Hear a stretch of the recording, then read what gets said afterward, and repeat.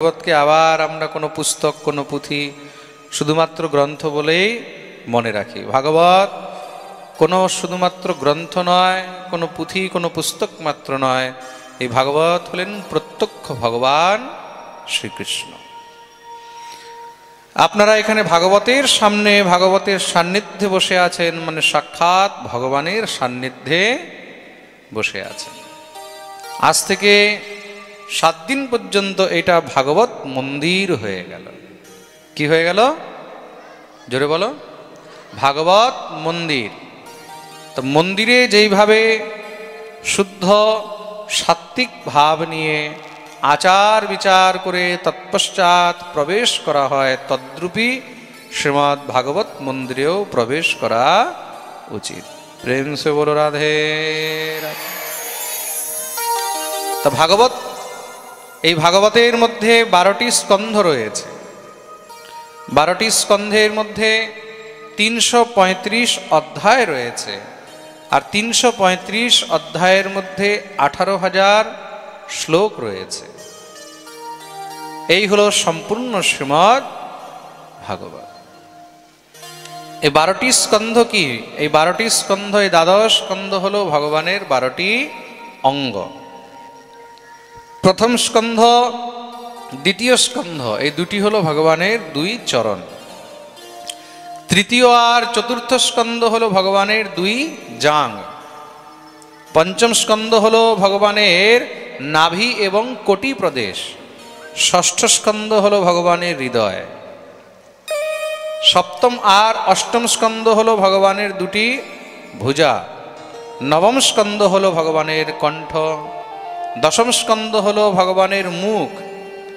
একাদশ স্কন্ধ হলো ভগবানের ললাট। ললাট মানে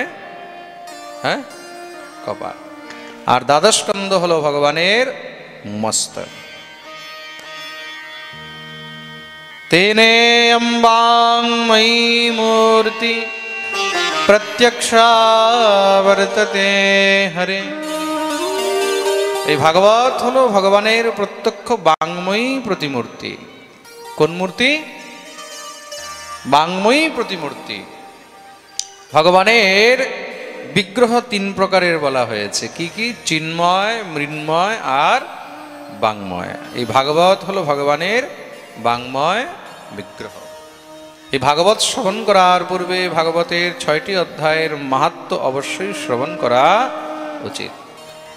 মাহাত্ম্য শ্রবণ না করলে ভাগবত শ্রবণের কোনো ফল পাওয়া যায় না। আসুন আমরা সবাই ভাগবতের মাহাত্ম্য মহিমার মধ্যে প্রবেশ করি।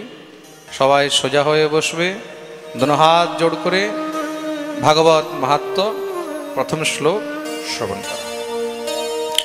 ওম নমো ভগবতে বাসুদেবায় সচ্চিদানন্দরূপায় বিশ্বোৎপত্ত্যাদিহেতবে তাপত্রয় বিনাশায় শ্রীকৃষ্ণায় বয়ং নমঃ। শ্রীকৃষ্ণায় বয়ং নমঃ। সর্বপ্রথম এখানে মঙ্গলাচরণে ভগবানের বন্দন করা হয়েছে। ভগবানের 3টি স্বরূপকে বন্দন করা হয়েছে। ভগবানের 3টি স্বরূপ বলা হয়েছে। কি কি? সৎ, চিৎ আর আনন্দ। সৎ শব্দের অর্থ হলো সত্য। সত্য মানে কি? সত্য মানেই হলো স্বয়ং ভগবান। সত্যই হলেন ভগবান। আর দ্বিতীয় হলো চিৎ। চিৎ শব্দের অর্থ হলো প্রকাশ। যার প্রকাশে সমস্ত জগৎ প্রকাশিত হয়ে রয়েছেন তিনি হলেন স্বয়ং প্রকাশ স্বরূপ ভগবান। আর তৃতীয় হলেন আনন্দ। এই সংসারের মধ্যে যার চরণে আনন্দ চিরস্থায়ী রয়েছে, অক্ষয় রয়েছে, যেখানে আনন্দ কখনো শেষ হয় না, তিনি হলেন স্বয়ং ভগবান। বলছেন সে ভগবান করেন কি? বলছে 3টি কাজ করেন। কি কি? বিশ্বোৎপত্ত্যাদি হেতবে, বিশ্বের উৎপত্তি, স্থিতি আর সংহার। এই সংসারকে তিনি সৃজন করেছেন, তিনি সৃষ্টি করেছেন। তিনি তার লালন পালন করছেন আর তিনি তার সংহার করছেন। এই তিনটি গুণ যার মধ্যে বিদ্যমান রয়েছে তিনি হলেন ভগবান। সৃষ্টি করছেন তিনি ব্রহ্মার রূপে, পালন করছেন বিষ্ণুর রূপে, আর সংহার করছেন দেবাদিদেব মহাদেবের রূপে। প্রেম সে বলো রাধে রাধে। আর যেই জীব তার কৃপা নিয়ে থাকে, যেই জীব তার আশ্রয় নিয়ে থাকে, সেই ভগবান তার ত্রিতাপ জ্বালা, তার ত্রিতাপ নাশ করে থাকেন। তাপত্রয় বিনাশায়। ত্রিতাপ কি কি? দৈহিক, দৈবিক আর ভৌতিক। এই তিনটি হলো ত্রিতাপ জ্বালা। এই সংসারের মধ্যে আমরা সবাই কিন্তু ত্রিতাপ জ্বালায় জ্বলছি। এখানে আপনিও ত্রিতাপ জ্বালায় জ্বলছেন, আমিও ত্রিতাপ জ্বালায় জ্বলছি। সংসারে যেই জীব আছে কেউ কিন্তু এই ত্রিতাপ জ্বালা থেকে মুক্ত হতে পারে না। প্রেম সে বলো রাধে। আমরা সবাই ত্রিতাপ জ্বালায় জ্বলছি। দৈহিক জ্বালাতে আমরা সবাই ভুগছি, দেহ নিয়ে কেউ তো সুখী নেই। এই শরীর নিয়ে সবাই দুঃখী, তাই তো? হ্যাঁ, কখনো এখানে ব্যথা, ওইখানে ব্যথা, কখনো মহারাজ এইখানে কেটে গেল, কখনো ওইখানে ছিঁড়ে গেল, কখনো এই হয়ে গেল, কখনো এই হয়ে গেল, কখনো জ্বর, কখনো ব্যাধি, কিছু না কিছু সবসময় লেগেই রয়েছে। দ্বিতীয় হলো দৈবিক, দেবতাদের দ্বারা প্রদত্ত যেই তাপ আমাদেরকে সেগুলো সহ্য করতে হয়। কখনো শনির দশা, কখনো রাহুর দশা, কখনো কেতুর দশা, কিছু না কিছু সবসময় চলছে। আমরা সেগুলো থেকেও বাঁচতে পারি না। আর তৃতীয় হলো ভৌতিক। এই ভৌতিক জগৎ থেকেও আমরা কষ্ট পাচ্ছি। অতিবৃষ্টি, অনাবৃষ্টি, কখনো অকাল, হ্যাঁ, কখনো ভূমিকম্প, কখনো অতি শীত, কখনো অতি গরম, কখনো অতি কিছু না কিছু আমরা এগুলো নিয়ে সবসময় ভুগছি। কিন্তু যেই জীব একমাত্র সেই পরমেশ্বর, সেই পরম পিতার আশ্রয় নিয়ে রেখেছে, সেই এই ত্রিতাপ জ্বালা থেকে বাঁচতে পারে। তাহলে সেই পরমেশ্বর, পরম পিতা, সেই জগদীশ্বর কে? সেই সচ্চিৎ আনন্দ স্বরূপ কে? যিনি ত্রিতাপ জ্বালা নাশ করেন তিনি কে? তার নাম কি? শ্লোকের অন্তে তার নাম বলা হয়েছে শ্রীকৃষ্ণায় বয়ং নমঃ। তিনি অন্য কেউ নন, তিনি হলেন স্বয়ং ভগবান শ্রী কৃষ্ণ। বলিয়ে কৃষ্ণ কানহাইয়া লাল কি। কৃষ্ণের সঙ্গে এখানে শ্রী শব্দ যুক্ত রয়েছে। শ্রী শব্দের অর্থ, শ্রী শব্দেন রাধিকায়াঃ। এখানে শ্রী শব্দে অন্য কেউ নয়, শ্রীমতী রাধা রানী। তার মানে কি? গোবিন্দ নিশ্চয়ই পরিপূর্ণ, কিন্তু গোবিন্দের পূর্ণতা কখন হয়? যখন গোবিন্দের সঙ্গে শ্রী রাধারানী যুক্ত রয়েছেন। রাধা ছাড়া কৃষ্ণেরও কিন্তু পূর্ণতা বোধ হয় না। গোবিন্দ পূর্ণ ব্রহ্ম, কিন্তু সেই পূর্ণতা কখন পাচ্ছেন? যখন সঙ্গে শ্রী রাধারানী রয়েছেন। মনে রাখবে, খুব সুন্দর কালো কালো মেঘ হয়েছে, গর্জনা করছে, আর মহারাজ সেই মেঘের থেকে যদি জল বর্ষণই না হলো, যদি জলই না পড়লো, তাহলে সেই মেঘের কি কোনো দাম আছে? সেই মেঘের কোনো দাম নেই। তদ্রূপ ভগবান মেঘের মতন। ভগবান হলেন মেঘের মতন। আর সেই মেঘের রসকে, সেই বর্ষণকে, সেই বর্ষা, সেটা হলেন শ্রী রাধা রানী। তিনি হলেন করুণাময়ী। তো যতক্ষণ পর্যন্ত রাধা রানীর কৃপা হবে না, ততক্ষণ পর্যন্ত গোবিন্দের কৃপাও সম্ভব নয়। বলিয়ে রাধা গোবিন্দ ভগবান কি।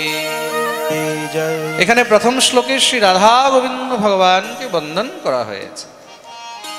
দ্বিতীয় শ্লোকে শ্রী শুকদেব প্রভুকে বন্দন করা হয়েছে।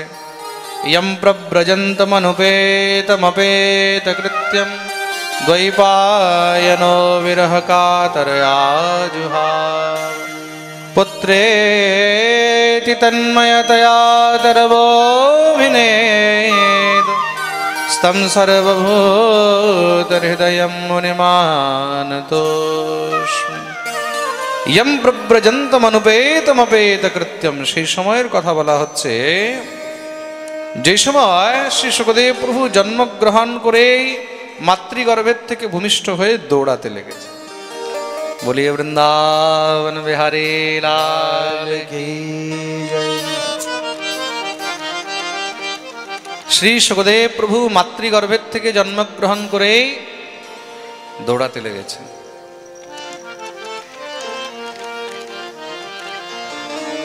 এখন যখন সন্তান জন্ম নিয়ে দৌড়াচ্ছে তখন মাতা পিতার অবস্থা কি হবে?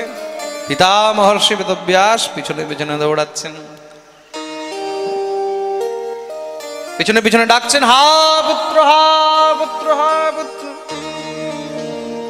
দ্বৈপায়নো বিরহ কাতর আজুহাব। মহর্ষি বেদব্যাস পুত্রের বিরহে আতুর হয়ে, কাতর হয়ে পুত্রকে ডাকছেন, কিন্তু শ্রী শুকদেব প্রভু একবারও ফিরেও তাকালেন না। শুকদেব প্রভু যখন একবারও ফিরে তাকাননি তখন বৃক্ষগণ শুকদেব প্রভুর পক্ষ থেকে উত্তর দিচ্ছেন, তারব অভিনেদুঃ। তরুগণ উত্তর দিলেন, হে মহর্ষি বেদব্যাস, আপনি কাকে হা পুত্র বলে ডাকছেন? এই সংসারে কেউ কাউর পুত্র নয়, কেউ কাউর মাতা নয়, কেউ কাউর পিতা নয়। এই সংসারে যত সম্বন্ধ আছে এই সমস্ত সম্বন্ধ হলো দেহের সম্বন্ধ। কিসের সম্বন্ধ? দেহের সম্বন্ধ। এই দেহ নেই কোনো সম্বন্ধ থাকবে না। যতক্ষণ পর্যন্ত দেহ আছে ততক্ষণ পর্যন্ত সম্বন্ধ আছে। দেহ শেষ, সম্বন্ধ শেষ।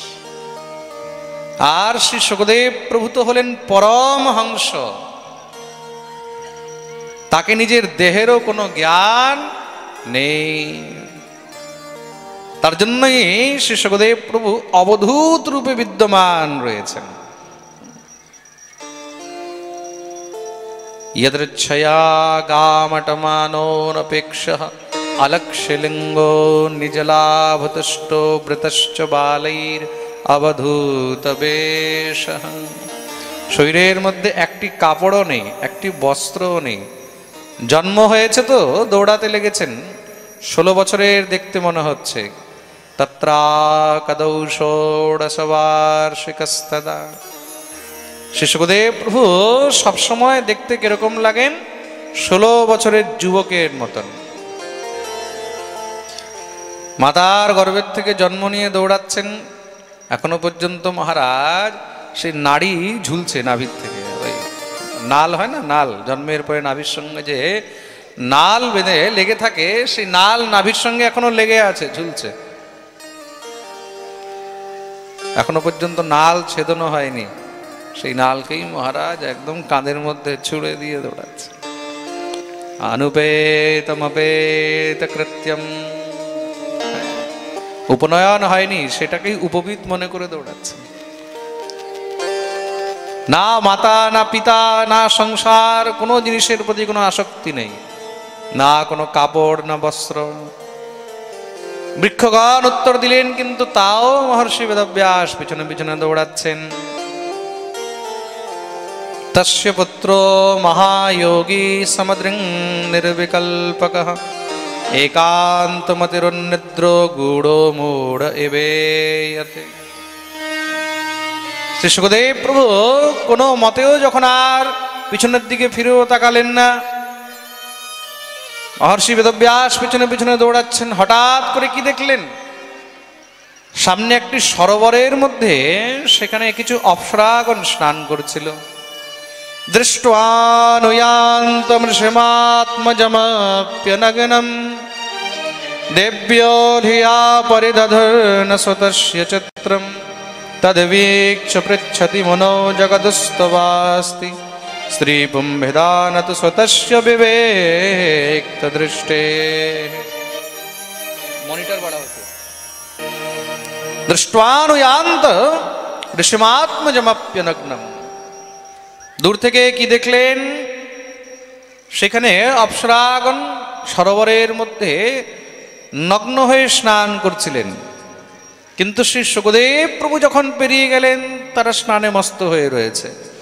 মহর্ষি বেদব্যাস যখন সেখান থেকে যাচ্ছেন, মহর্ষি বেদব্যাসকে দেখে তারা তাড়াতাড়ি লজ্জায় দৌড়ে গিয়ে কাপড় চোপড় পরে সব গাছের পিছনে লুকাতে লেগেছে। মহর্ষি বেদব্যাস যখন এই দৃশ্য দেখলেন, তখন দেখে মনের মধ্যে একটা খটকা লাগলো, সংশয় হলো, মনে জিজ্ঞাসা উৎপন্ন হয়েছে। মনের সংশয় হলে জিজ্ঞাসা হয়। তিনি তখন সেই সমস্ত অপ্সরাদের কাছে গিয়ে হাত জোড় করে বললেন, হে দেবাঙ্গনাগণ, তোমাদের কাছে আমার একটি জিজ্ঞাসা রয়েছে, আমার একটি প্রশ্ন আছে, বলুন প্রভু। এখনই কিছুক্ষণ আগেই তোমাদের সামনে দিয়ে আমার 16 বছরের যুবক ছেলে দৌড়ে পেরিয়ে গেল, আর তাকে দেখে তোমাদের কোনো লজ্জা হলো না? আর আমার মতন বৃদ্ধ বুড়ো আমি পেরিয়ে যাচ্ছি, আমাকে দেখে তোমাদের লজ্জা হচ্ছে? তার কারণ কি? সে অপ্সরাগণ উত্তর দিয়েছেন, হে মহর্ষি, অপরাধ ক্ষমা করবেন। আপনার পুত্র যুবক নিশ্চয়ই আছেন, কিন্তু এই সংসারের প্রতি তার কোনো আসক্তি নেই, তার দৃষ্টিতে কোনো ভেদ নেই। তিনি সর্বভূতে একমাত্র শুধু ব্রহ্ম দর্শন করেন, সর্বভূতে তিনি শুধু ভগবত দর্শন করেন। আর যে সর্বভূতে ভগবত দর্শন করে, যার দৃষ্টিতে কোনো ভেদ নেই, তার জন্য কি নারী, কি পুরুষ, কি বৃদ্ধ, কি যুবতী, কি বাচ্চা, কি পশু, কি পক্ষী, কি তরু, কি বৃক্ষ, কি লতা, সব এক।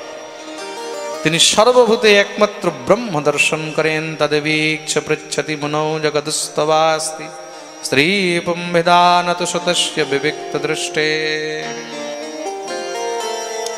তিনি সর্বভূতে শুধু ভগবত দর্শন করেন, যার দৃষ্টিতে কোনো ভেদ নেই, তার সামনে কখনো লজ্জাও হয় না। একটা 6 মাসের শিশুর সামনে তুমি খুব সেজে গুজে 16 শৃঙ্গার করে বসে থাকো, আর তার সামনে তুমি পুরো কাপড় চোপড় খুলে দিয়ে বসে থাকো, কোনো কিছু যায় আসে না।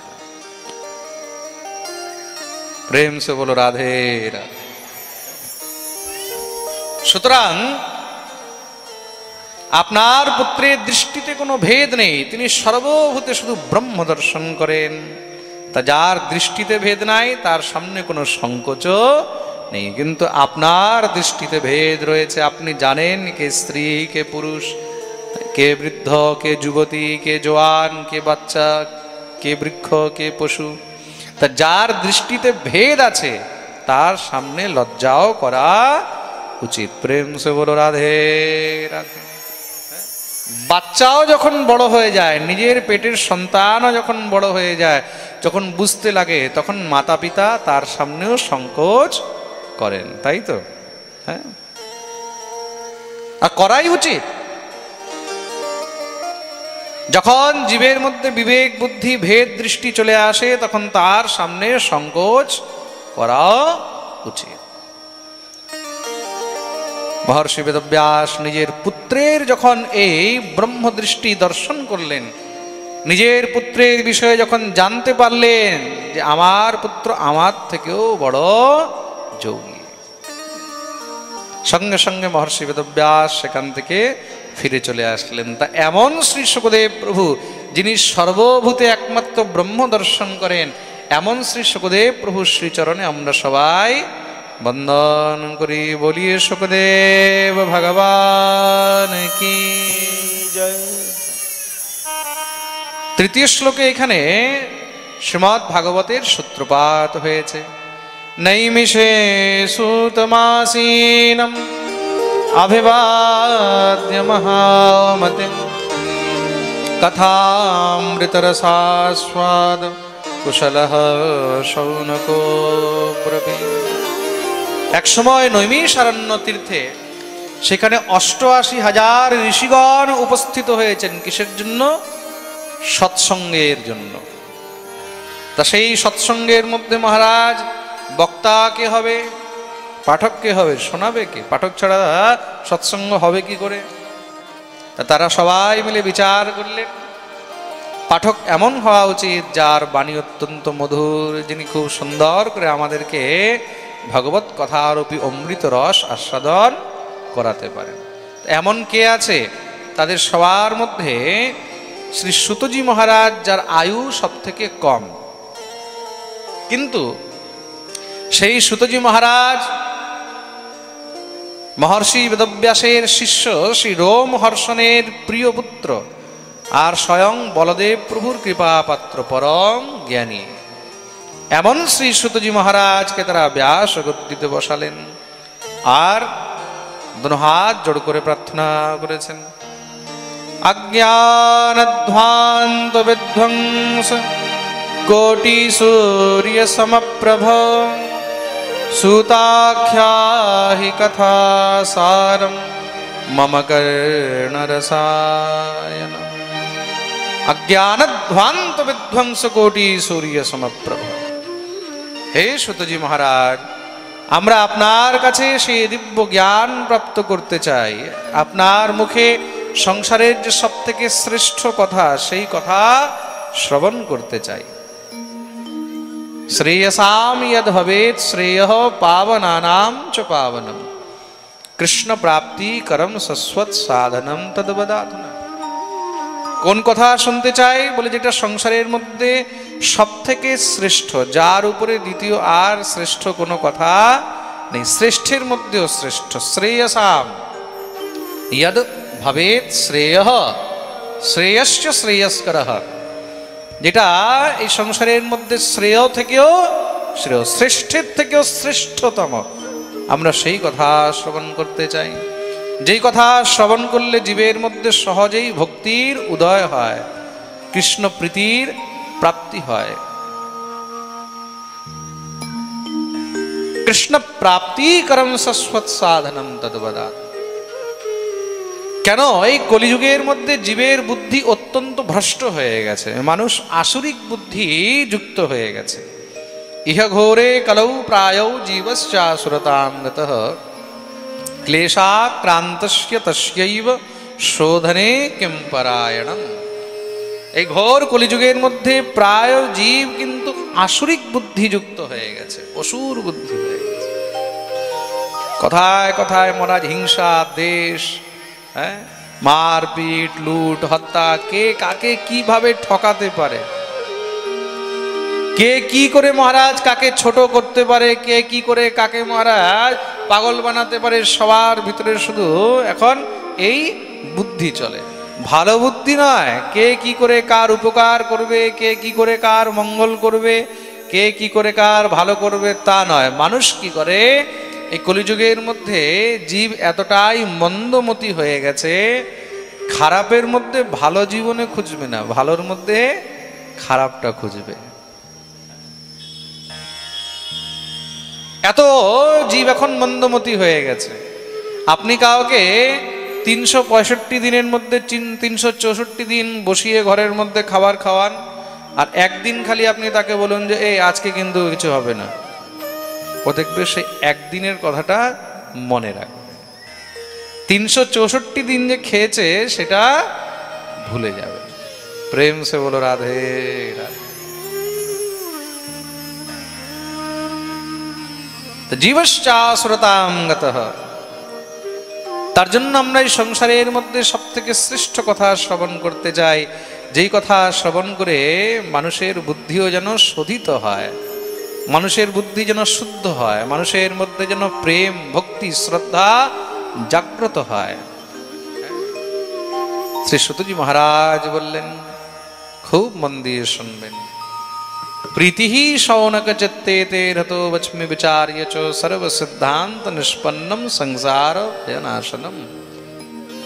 এই সংসারের মধ্যে সব থেকে শ্রেষ্ঠ যদি কোনো কথা রয়েছে, ভক্ত্যৌগবর্ধনম ইয়চ্চ কৃষ্ণ সন্তোষ হেতুকম, যেই কথা শ্রবণ করলে ভগবান অত্যন্ত প্রসন্ন হয়ে থাকেন, ভগবানের কৃপা হয়, যেই কথা শ্রবণ করলে এই আসরিক প্রবৃত্তি থেকে জীবের বুদ্ধি শুদ্ধ হয়। সেই কথা শুধু একটি, তার নাম কি? শ্রীমদ্ভাগবতম শাস্ত্রম কলৌগীরেণ ভাষিতম। সেই কথা হলো সাক্ষাৎ শ্রীমদ্ ভাগবত মহাপুরাণের কথা। বলিয়ে ভাগবত ভগবান কি জয়। মনে রাখবে, অনেক জন্মের সৌভাগ্য উদয় হলে তখন গিয়ে কিন্তু ভাগবতের কৃপা লাভ হয়, অন্যথা ভাগবতের কৃপা অত সহজে পাওয়া যায় না। জন্মান্তরে ভবেত পুণ্যম তদা ভাগবতম লভেত। জন্ম জন্মান্তরের পুণ্যের ফলে গিয়ে এই ভাগবত লাভ হইয়া থাকে। কেন? এই ভাগবত কিন্তু দেবতাদেরও দুর্লভ, দেবতারাও কিন্তু এই ভাগবত শুনতে পারেনি, জানেন? যে সময় শ্রী শুকদেব প্রভু রাজা পরীক্ষিতকে ভাগবত শ্রবণ করাতে বসেছেন, সঙ্গে সঙ্গে স্বর্গে থেকে দেবতাগণ এসে উপস্থিত হয়েছেন। পরীক্ষিতে কথাম বক্তুম সভায়াম সংস্থিতে শুকে সুধা কুম্ভম গৃহীত্বৈব দেবাস্তত্র সমাগমন। দেবতাগণ সেখানে এসে উপস্থিত হয়েছিলেন নিজের সঙ্গে অমৃতের কলস নিয়ে। অমৃতের কলস নিয়ে সেখানে উপস্থিত হয়েছেন। শ্রী শুকদেব প্রভু বিচার করলেন, হঠাৎ এখানে দেবতাগণ উপস্থিত হয়েছে, তার কারণ কি? দেবতাগণ অকারণে তো কোথাও যায় না। শোকম নত্বা বদন সর্বে স্বকার্য কুশলাসরাহা। মনে রাখবে, এই সংসারে যারা বড় নেতা হয় না, তারা দেখবে অকারণে কখনো কারোর কাছে যায় না। যখন দরকার হবে তখন দেখবে তোমার ঘরের সামনে 10 বার আসবে, দাদা ভোটটা আমাকেই দেবে, দিদি ভোটটা আমাকেই দেবে। আর যখন তুমি ভোট দিয়ে চলে আসবে, জিতে যাবে, তারপরে তুমি যদি তার দরজায় যাও, দাদা একটু এই কাজটা করে দেবে, বলে কে তুমি? কে তুমি? স্বকার্য কুশলাসরাহা। যখন স্বার্থ হয় তখন দেখবে তোমার পা ছুবে, তখন তোমার পা ধরবে, 10 বার প্রণাম করবে, দণ্ডবোধ করবে। হ্যাঁ, আর যখন দেখবে স্বার্থ শেষ হয়ে যাবে, কে তুমি? আমি তো তোমাকে চিনি না। মনে রাখবে, এই সংসারের মধ্যে सुर नर मुनि सबके यह रीति स्वार्थ लागी करही सब प्रीति। নিশ্চয়ই কোনো না কোনো স্বার্থের জন্য এখানে এসে উপস্থিত হয়েছে। শ্রী শুকদেব প্রভু জিজ্ঞাসা করলেন, আসো আসো হে দেবগণ, হঠাৎ এখানে তার কারণ কি? দেবতাগণ বললেন, প্রভু শুনেছি আপনি নাকি পরীক্ষিতকে ভাগবত শ্রবণ করাবেন। বলে আজ্ঞে হ্যাঁ। কেন? কেন কি তাকে অভিশাপ রয়েছে, তক্ষকের দংশনে তার মৃত্যু হয়ে যাবে। ভাগবত শ্রবণ করলে তাহলে তার মৃত্যুও সফল হয়ে যাবে। দেবতাগণ বললেন, প্রভু একটা কাজ করুন, কি? আমরা স্বর্গের থেকে এই অমৃত সঙ্গে নিয়ে এসেছি, অমৃত আপনি পরীক্ষিতকে পান করিয়ে দেন।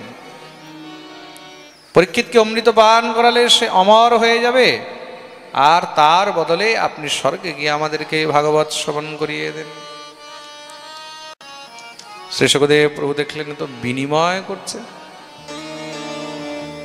ভাগবতের সঙ্গে এই সংসারে কোনো বস্তুর বিনিময় হয় না।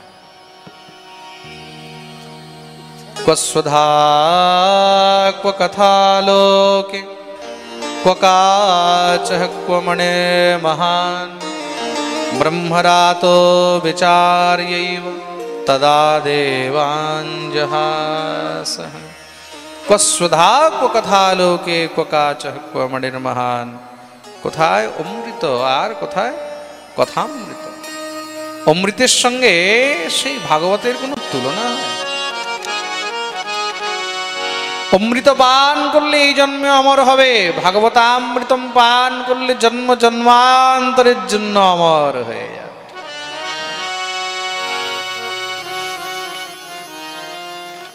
শ্রী শুকদেব প্রভু দেখলেন, যদি এদের মধ্যে ভক্তি হতো, শ্রদ্ধা হতো, তাহলে এখানেই বসে সবার সঙ্গে ভাগবত শ্রবণ করত। দেখুন, ভাগবতের মধ্যে কিন্তু কেউ ভিআইপি হয় না, ভাগবতের জন্য সবাই সমান। প্রেম সে বলো রাধে। ভাগবত পাঠের মধ্যে কেউ যদি এসে নিজেকে ভিআইপি মনে করে, সেখানেই কিন্তু তার অপরাধ হয়ে যাবে। ভাগবতের মধ্যে এসে নিজেকে সাধারণ ভক্ত বলেই মনে করা উচিত। শ্রী সুখদেব প্রভু দেখলেন এ তো মহারাজ ভিভিআইপি হয়ে চলে এসেছে, শুধু ভিআইপি নয়। না না না না, সাধারণ ভক্ত হয়ে আসতো, বসতো, এখানেও বসে পাঠ শুনতো, কিন্তু না বাবা, এরা ভিআইপি হয়ে এসেছে। মানা করে দিলেন, যাও, তোমাদেরকে ভাগবত শোনানো সম্ভব নয়। কেন? যার মধ্যে ভক্তি নেই তাকে ভাগবত দিয়েও কোনো লাভ নেই। অভক্তাস্তাশ্চ বিজ্ঞায় ন দদৌস কথামৃতম শ্রীমদ ভাগবতী বার্তা সুরাণামপি দুর্লভা। যার মধ্যে ভক্তি নেই, যার মধ্যে প্রেম নেই, প্রীতি নেই, তাকে ভাগবত দিয়েও কোনো লাভ নেই। সেই ভাগবত দেওয়াও কিন্তু বৃথা। মনে রাখবে, যে ক্ষুধার্ত তাকে খাবার দাও, যে পিপাসু তাকে জল দাও। যার খিদাও নেই, পিপাসাও নেই, তাকে তুমি যদি জোর করে খেতে দাও, তা তোমার খাবারও নষ্ট হবে আর তোমার দুর্নাম হবে। প্রেম সে বলো রাধে রাধে। তার জন্য তিনি দেবতাদেরকে পর্যন্ত মানা করে দিলেন, যাও যাও, হবে না। সেই দেবতাগণ তখন রেগে ব্রহ্মার কাছে গিয়ে উপস্থিত হয়েছেন, হে পরম পিতা, আমাদেরকে বিচার চাই। কিসের বিচার চাই? জানেন, আমরা পৃথিবী লোকে শ্রী সুখদেব প্রভুর কাছে গেছিলাম অমৃত নিয়ে, যে আমাদেরকে এই অমৃতের বদলে ভাগবত শুনিয়ে দাও। তিনি আমাদেরকে মানা করে দিলেন, সম্ভব নয়। তাহলে বলুন, ভাগবত কি অমৃতের থেকেও বড় হয়ে গেল? অন্যান্য শাস্ত্রগ্রন্থের থেকেও বড় হয়ে গেল? পরমপিতা ব্রহ্মা বললেন, 7 দিন অপেক্ষা করো, 7 দিন পরে দেখবে এই ভাগবতের ফল কি হচ্ছে। 7 দিন পরে সবাই দেখলেন রাজা পরীক্ষিত দিব্য বিমানে বসে বৈকুণ্ঠ যাচ্ছেন। রাজ্ঞ মোক্ষম তথা ভীক্ষ পুরাধাতা বিস্মিত। সাক্ষাৎ ব্রহ্মা পর্যন্ত আশ্চর্য হয়ে গেলেন। পুরাধাতা আপি বিস্মিত।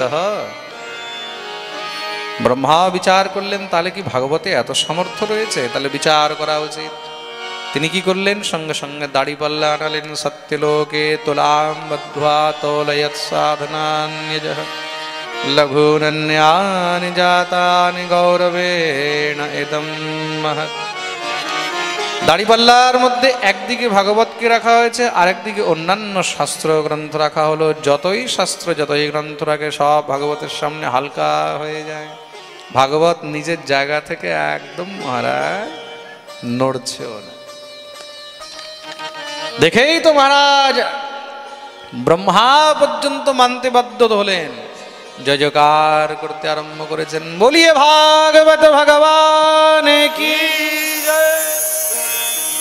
গৌরবেণ এদম মহৎ। এই সংসারে ভাগবত থেকে শ্রেষ্ঠ আর কিছু নেই। সর্বসিদ্ধান্ত নিষ্পন্নম সংসার ভয়নাশনম। এই ভাগবত হলো কল্পতরু। এই ভাগবত দেবতাদের জন্য দুর্লভ। আমরা যদি ভাগবতের আশ্রয় পাচ্ছি, আমরা যদি ভাগবত শ্রবণ করার সুযোগ পাচ্ছি, তার মানে আমরা দেবতাদের থেকেও বড় ভাগ্যবান। প্রেম সে বলো রাধে রাধে। এই ভাগবত শ্রবণ করলে কি হয়?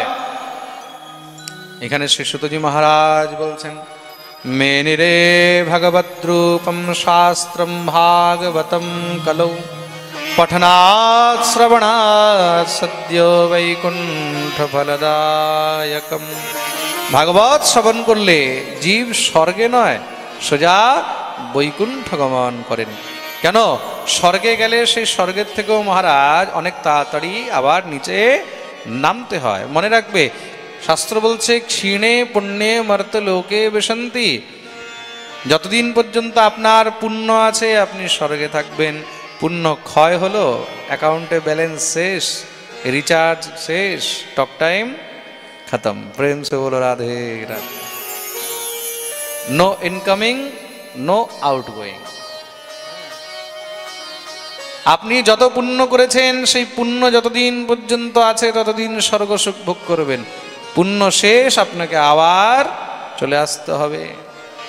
কিন্তু পুণ্যের উপরেও কোনো জিনিস আছে, আর পুণ্যের উপরে কি? সেই পুণ্যের উপরে হলো ভগবৎ সাধনা, গোবিন্দের কৃপা। আর গোবিন্দের কৃপা হলে তখন স্বর্গ নয়, সোজা বৈকুণ্ঠে যেতে হয়। আর বৈকুণ্ঠে গেলে সেখান থেকে বারবার নিচে আসার ঝঞ্ঝট শেষ। প্রেম সে বলো রাধে রাধে। বৈকুণ্ঠ ফলদায়কম। আমাকে একবার মুর্শিদাবাদে এক ভক্ত জিজ্ঞাসা করছিল, বলে মহারাজজি, আমি না জপ করি, না মালা পরি, না তিলক করি, কিন্তু আমি কোনো পাপও করি না, আমি এমনিতে সমাজ সেবা করি, আমি কোনো জীব হত্যাও করি না, নিরামিষ খাই, তাহলে কি আমাকে তিলক করার মালা পরার দরকার আছে? আমাকে কি আবার ভজন করার দরকার আছে?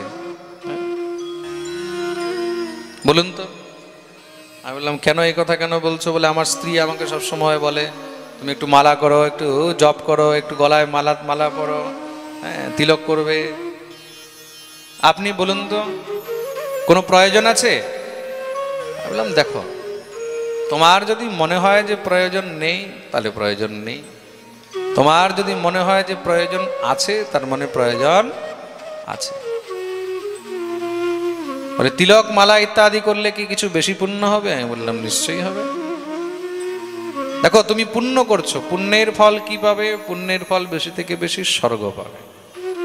আর যারা ভগবত ভক্ত, যারা কৃষ্ণ ভক্ত, যারা হরি ভক্ত, তারা স্বর্গের কামনা করেন না। বৃত্তাসুর বলছে, নানাক পৃষ্ঠম ন চ পারমেষ্ঠম ন সার্বভৌমম ন রসাধিপত্যম ন যোগ সিদ্ধির পুনর্ভবম বা নানাক পৃষ্ঠম ন চ পারমেষ্ঠম। আমাকে না স্বর্গ চাই, না আমাকে এই সংসারের রাজত্ব চাই, না আমাকে সুখ চাই, না সম্পত্তি চাই, না বৈভব চাই, স্বর্গেরও কামনা নেই। न रसाधिपत्यम न लोक सिद्धिर पुनर्भवम বা, না আমাকে এই সংসারে রাজত্ব চাই, না ঋদ্ধি চাই, না সিদ্ধি চাই, তাহলে কি চাই? বলছে, আমাকে একমাত্র গোবিন্দের চরণের সেবা চাই। মনে রাখবে, তুমি পুণ্যের প্রতাপে বেশি থেকে বেশি স্বর্গে যেতে পারো, পৃথিবীর সুখ ভোগ করতে পারো, কিন্তু তোমাকে যদি এর থেকে উপরে যেতে হয়, তোমাকে যদি গোবিন্দের চরণের সেবা চাই, তুমি যদি নিত্য কৃষ্ণদাস হয়ে থাকতে চাও, তার জন্য তোমাকে এর থেকে উপরে উঠতে হবে, পুণ্যের উপরে যেতে হবে। পুণ্যের উপরে কি? সেখানে হলো ভগবত সেবা। সেখানে তোমাকে ভগবত অনুরাগী হতে হবে। যতক্ষণ পর্যন্ত তুমি ভগবত অনুরাগী হবে না, কৃষ্ণ অনুরাগী হবে না, ততক্ষণ পর্যন্ত তুমি কৃষ্ণের কৃপা পাবে না।